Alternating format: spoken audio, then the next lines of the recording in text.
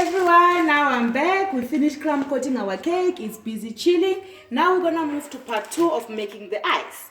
Everybody wonders what type of ice are those, if they melt, if what. So today I'm gonna engage you in how to make these ices. To make the ice, we need a pot if you're gonna use the stove. Some people use the microwave, which is totally fine. I prefer the stove because it's quick, it's fast.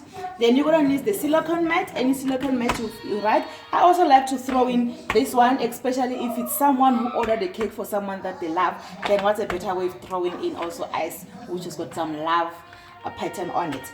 And then to start, we're gonna open the packet. We put in the whole Isomalt in the pot. This is not enough for what I'm gonna need, so I'm gonna open here and add a little bit of more of the ice that I need. I think that's enough. So I'm gonna melt this in the stove. Here I'm just gonna, you must be very, very careful when you're making ice using Isomalt, especially if you've got young ones, because it's very, very hot and then they can also burn.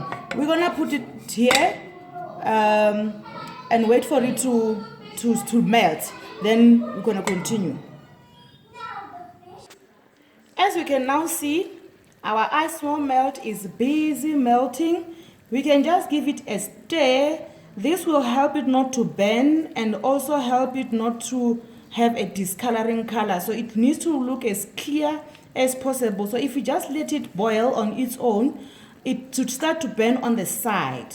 So as we continue to stir until every Isomalt has melted, all these white things has dissolved, then our Isomalt will be ready to be put into the mold. Now, as you can see, the Isomalt has completely melted, and then we just wait for this bubble to sort of, they're setting off a little bit, but not that much. But what I normally do, people ask me what do I do so that my ice looks so clear and not so brownish or as if they've burnt. I don't leave it in the stove for too long, and I don't use microwave. I use the stove so that I'm able to control what is going on. If you can see, the bubble are almost all of them almost fading, but not completely. So what I do, I'm gonna switch off now, and I'm gonna take this to stop the pot from further cooking my Isomalt. I'm gonna take this pot and then put it in water so that it stops the heat to heat the Isomalt. So now I've switched on my stove. I'm gonna take this pot and put it just in the water. You can see that Isomalt is, so as you can see, the Isomalt is clearing now. The bubbles are all settling in, so that means my Isomalt is ready to make the ice.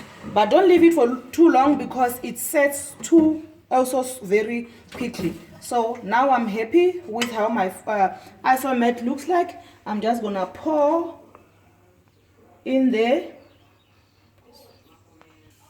Yes, you can see now our eyes are so beautiful. They are so clear.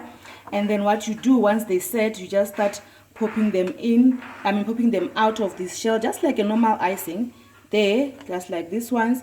So you're gonna pop all of these things as you want them. So far we've only popped this one, but in short, that's how you make them. And then also here, you just pop them out. This is still a bit hot, they haven't set in yet, but as soon as they are set, you just pop them out, and then you've got your beautiful ice. We're gonna put this here because we're not gonna use them now.